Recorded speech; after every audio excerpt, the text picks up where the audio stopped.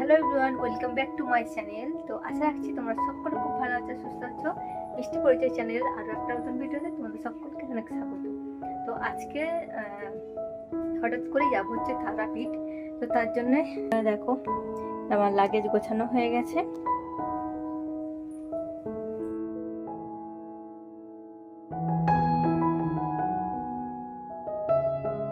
আর আজকে সকালে আমাদের এখানে ঠিক এরকম অবস্থা, মানে মেঘলা মেঘলা, মানে ঝড় হাওয়া এরকম ধরনের বৃষ্টি আসবে আসবে এরকম মনে হচ্ছিল, বাট বৃষ্টি কিন্তু এখানে হয়নি। আর দুপুরের দিকে এত প্রচণ্ড রোদ্দুর ছিল যে কি বলবো। আর এখন যেন মনে হচ্ছে যে এক্ষুনি বৃষ্টি নেমে আসবে। তো যাই হোক, আমি এখন বেরিয়েছিলাম একটু কেনাকাটা করতে যাওয়ার জন্য।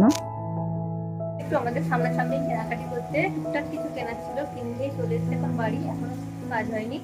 আর আগের দিন রাত্রে ঠিক হইতে যাবো, আজকে বেরোচ্ছি। এখন রান্না বান্না বসেছি। তো এই যে দেখো, এই যে আজকে ইলিশ মাছ যেগুলো আগের দিন নিয়ে এসেছিলাম সেগুলো ছিল, সেগুলো দিয়ে আলু বেগুন দিয়ে তরকারি হবে। এদিকে ভাতটাও আমি বসিয়ে দিয়েছি।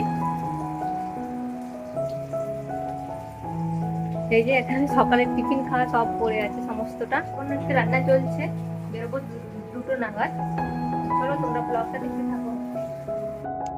একজন হাউসওয়াইফের পক্ষে সংসার সামলে তারপর কোথাও বেরোনো কিন্তু খুবই চাপের। সংসারের সমস্ত কাজ, সমস্ত কিছু সেরে তারপরে কিন্তু বেরোতে হয়। কোথায় চাবি দেওয়া হলো না হলো সমস্ত কিছু কিন্তু মাথায় রাখতে হয়। তো যাই হোক, ওখানে কিন্তু কিছু ছিল ফল, আগের দিন যেগুলো বাপি নিয়ে এসেছিল। তো সেই ফল টলগুলো আমি নিয়ে নিয়েছি, কারণ লিচুগুলো তো একদমই থাকবে না, সেজন্য নিয়ে। আর আমরা একদম তাড়াতাড়ির মধ্যে ছিলাম, এত তাড়াতাড়ি করছিলাম যে 2টোর মধ্যে আমাদেরকে বেরোতে হবে। তার মধ্যে খাওয়া দাওয়া, বাবু স্নান, ওকে রেডি করানো, সমস্ত কিছু রেডি করা। ওর ফাঁকে আবার আমি গেছিলাম একটু কেনাকাটি করতে। তো সমস্ত কিছু মিলিয়ে এত পরিমাণ তাড়াহুড়ো লেগে গেছিল যে তোমার সঙ্গে উঠার ভিডিওটা আর করতে পারলাম না। তো আমরা চলে এসেছিলাম এখন হাওড়া স্টেশনে সবাই মিলে। আর আমরা যাচ্ছি হচ্ছে ছোটো মা, কাকাবাবু, বোন, তারপর দিদি ভাই, আমরা সবাই মিলে যাচ্ছিলাম। তো স্টেশন থেকে দেখতেই পেলে আমি নিয়েছিলাম হচ্ছে কিছু পেস্ট্রি, আর বাবু নিয়েছিল একটা পিৎজা। তো ওটাই বসে বসে খাচ্ছিল। আর এই যে আমার সিটে পড়েছে আমি, মা আর ছোটো মা। তো আমরা 3জন একসাথে বসেছিলাম। আর আগের সিটে ছিল তোমাদের দাদা ভাই, আর ওই সাইডে ছিল বাপি, বোন, এরা সকলে মিলে ছিল কিন্তু। তো তারপর এখানে আমরা সবাই মিলে কিন্তু বসে গেছিলাম, আর আমাদের ট্রেনটাও কিন্তু ছেড়ে দিয়েছিল। আর এখানে যাওয়ার জন্য কিন্তু কোনো রকম প্ল্যানিং আগে থেকে হয়নি, ওই হঠাৎ করেই হয়েছে, সেজন্য কিন্তু আগে থেকে তোমাদের জানাতেও পারিনি, বা আমিও কিন্তু ঠিকঠাক করে গোছাতেও পারিনি। তো যাই হোক, তারপরে যে ট্রেন চলতে চলতে ট্রেন চলাকালীন এই যে ডিমওয়ালা এসেছে। তো এখান থেকে কিন্তু সবার জন্য 2টো করে ডিম আমরা খেয়েছি। আর এরকম ট্রেনে বসে মানে যেতে যেতে এরকম খাবার দাবার আসলে কিন্তু আমার খেতে ভীষণ ভাল লাগে। আর আমরা কিন্তু সবাই মিলে এই বিষয়টা কিন্তু খুব এনজয় করি, যে ট্রেনের মধ্যে বসে বসে খেতে খেতে যাওয়া। তো এটা কিন্তু আমার ভীষণ ভালোও লাগে, আর আমরা কিন্তু সকলে এইটা খুব এনজয় করি। তো বাবুর তো গ্রীষ্মের ছুটি ছিল, তো গ্রীষ্মের ছুটিতে কিন্তু কোথাও যাওয়া হয়নি, মায়ের কাছেও আমি যাইনি। তো সেজন্য তোমার দাদাভাইকে বললাম, তো কোথাও ঘুরতে নিয়ে যাবে না, এতদিন ছুটি রয়েছে। তো বললো ঠিক আছে চলো, তোমাকে মায়ের কাছ থেকে পুজো দিয়ে নিয়ে আসি। তো বলে কিন্তু আমরা বেরিয়েছি। তো ওদিকে কিন্তু ডিম খাওয়ার সাথে সাথে আরও অনেক হকারওয়ালা এসেছিল, যাদের কাছে অনেক রকম খাবার ছিল। তো আমরা শুধুমাত্র খেতেই থাকছিলাম আর এই বাইরের দৃশ্যটা দেখছিলাম।